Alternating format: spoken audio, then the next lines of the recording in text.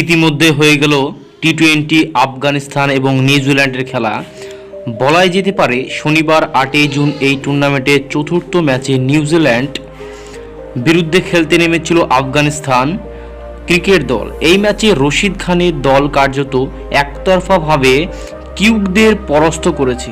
অনেকেই বলতে শুরু করেছেন যে এই জয় চলতি বিশ্বকাপের অন্যতম বড় চমক।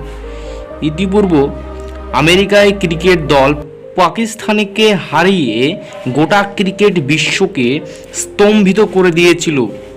সত্যি কথা বলতে কি, নিউজিল্যান্ডের মতো শক্তিশালী ক্রিকেট দলকে আফগানিস্তান যে হারিয়ে দেবে সেটা বোধহয় কেউ কল্পনা করতে পারেননি।